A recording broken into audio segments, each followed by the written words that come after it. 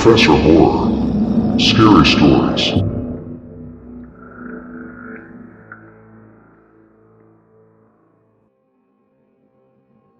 I didn't kill Emily. Don't get me wrong, I wanted to, but I didn't. The moment I saw my wife of 11 years having sex with some asshole in our own bed, something snapped. The dresser was next to me, and the bed on the opposite side of the room.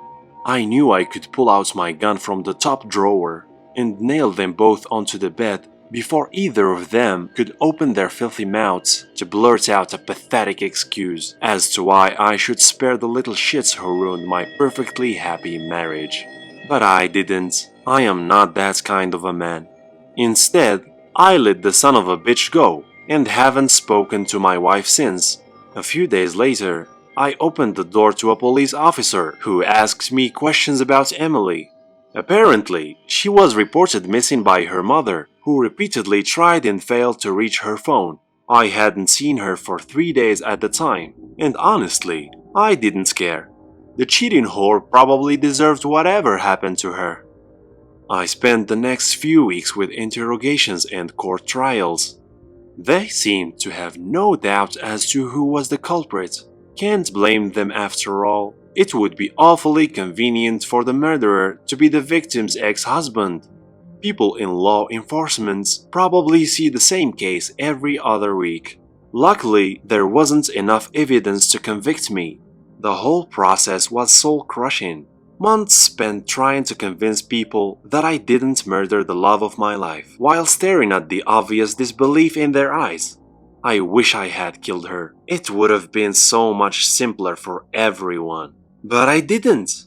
No matter how angry I was, I could never do that to her.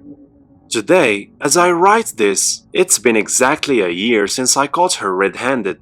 I miss Emily so much, but everyone seems to have forgotten about her. I would too, if not for the fact that I still feel her presence. She is still with me. I can see her.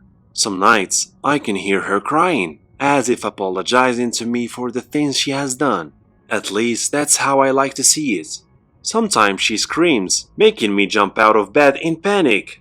Usually, a broken finger or a rib is enough to shut her up. Sometimes she feels like resisting, and I have to bring out the knife. Ah, the horror in her eyes. She's always been frail, so I don't have to flay her a lot before she passes out. Then I change the duct tape she chewed through with a fresh one and go right back to my cozy bed. You see, I told you I didn't kill Emily. I could have shot her the moment I walked into that room, but I didn't. And I make sure that every day she wishes that I had.